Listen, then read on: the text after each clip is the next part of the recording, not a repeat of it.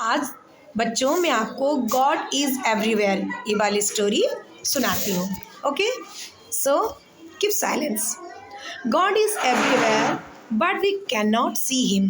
Let us read the story of a child like you. His name was Manu. He lived in a small village. Manu was very inquisitive by nature.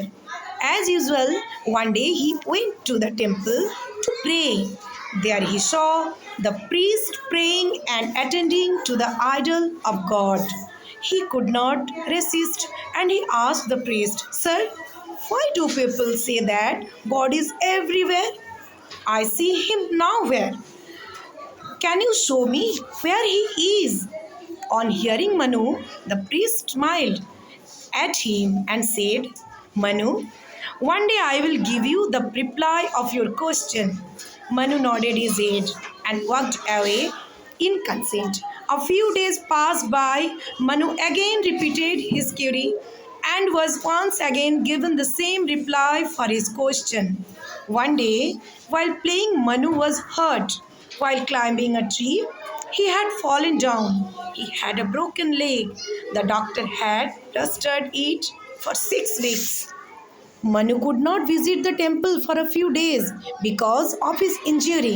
But a few days later, when he felt better, he started visiting the temple again.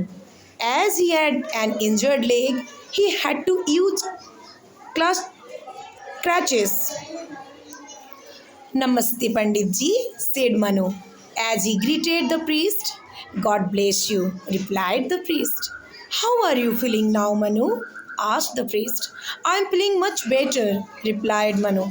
"Does your leg hurt?" asked the priest. "Yes, it does. Sometimes when I try to walk," said Manu in a distressed voice.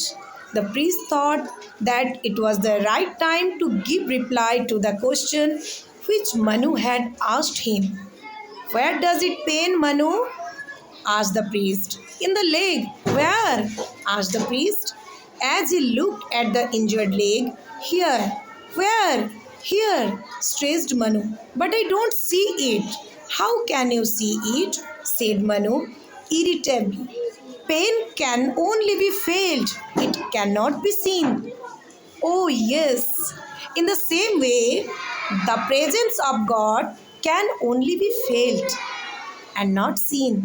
If we pray to God with all our heart and with dedication, we will be able to feel His presence."